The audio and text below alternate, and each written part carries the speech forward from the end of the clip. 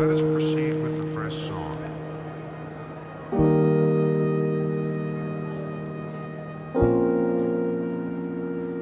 Is the house still possessed? The family tries to fight back. Cranmer and his family lived in the home for 18 years, and in that time, they tried a variety of ways of fighting back, achieving little to no results. Bob's main course of action was to read passages of the Bible out loud whenever things became too hairy. But he admits that he would also shout at Molech when he became frustrated with the demon's attacks against his children. At one point, the family started wearing crosses around their necks to protect themselves, but Molech even found a way to pervert their faith. Everyone in Cranmer's family saw good results from wearing their crosses, except for his son Bobby. Bobby's cross had a way of removing itself while he slept and moved around the room. Cranmer claims that every time they found the cross, it would be curled up with its clasp closed, as if someone were removing the small chain from over Bobby's head. This happened multiple times, but finally Bobby found the cross folded in half as if it had been placed in a vise and bent with pliers. Molech starts to go after the family. In Cranmer's book, Molech doesn't simply stay in the blue room waiting to haunt people. Molech's trips through the house began in earnest when Cranmer's son-in-law saw a shadow figure standing over a boy's bed in the blue room. Initially, the son-in-law thought it was his wife standing in the dark, but when he spoke to the shadow, it retreated into a crawl space. After that, the Molech began to spend its nights bumping through the crawl spaces that sectioned off the home. One morning, after Cranmer stayed up all night trying to ward off Molech with Bible verses, he awoke to a series of scratches along his neck. While Cranmer brings up a foul odor that appeared when Molech was around, the most constant form of attack seemed to be scratches that would appear on almost every member of the family. Bob took on the brunt of the attacks, with scratches appearing on his neck and legs. However, his son David also received a massive set of claw marks down the middle of his chest. The demon revealed itself to Cranmer's grandson. Whatever the cause of the spiritual attacks on Cranmer's family, he believes that the evil manifested itself as a demon named Molech, a shadowy creature who appeared in a black fog and would fill the home with a dank stench whenever it appeared.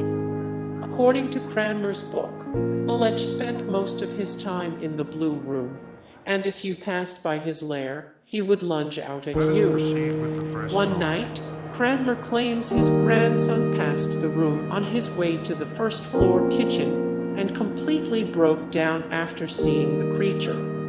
In his book, Cranmer says that he found his grandson in front of the blue room shaking like a leaf and saying, "Monster, monster will get me."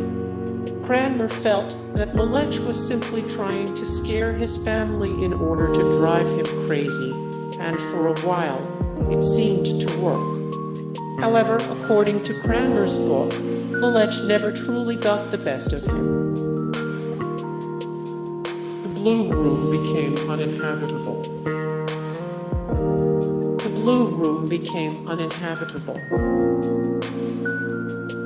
The Cranmers thought they were victims of a classic haunting. The Cranmers thought they were victims of a classic haunting. The Cranmer family received a suspiciously good deal on their new home. In Cranmer's book, The Demon of Brownsville Road, he admits he should have been suspicious about the house the moment it came on the market. While the house on Brownsville Road was his ideal home, he never thought it would go on the market. However, Cranmer claims the house went up for sale the week he started looking. almost like it was waiting for him. The sellers immediately accepted his first offer, and the family had a suspiciously inexpensive home in Pittsburgh. Cranmer says, on his first walkthrough with the family, that one of his sons disappeared and was later found crying on the front staircase, as if something had happened to him. After moving in, the paranormal activity began almost immediately, and stress within the family grew increasingly tense. The house may have been used to perform hundreds of abortions by an alcoholic doctor. Adding to the already cursed nature of the home, it's believed that a doctor rented out one of the rooms to perform illegal abortions. Obviously, there are no records of illegal operations taking place, but a doctor who supposedly performed abortions, Dr.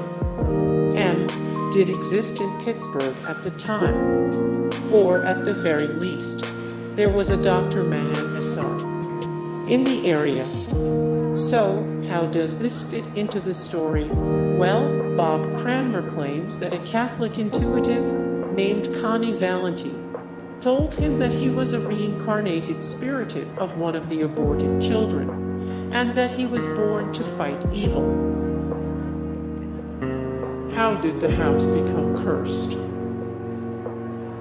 According to Bob Cranmer, who lived in the house for nearly 2 decades before writing the book The Demon of Brownsville Road, the land was initially cursed due to, allegedly, the being site of a Native American massacre of white settlers in the 1700s. It should be noted, however, that this is purely speculation.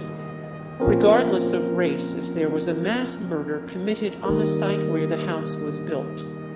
Cranmer claims that the paranormal activity was exacerbated in 1909 when a workman constructing the house placed a curse on the grounds, allegedly because the original owner, H. Molech, owed him money. Additionally, the builder was allegedly jealous that Molech had such a beautiful wife. Hey guys, thank you so much for the support and likes and comments down below, and also thank you so much for watching, and I look forward to see you in the next video. Then take care, bye.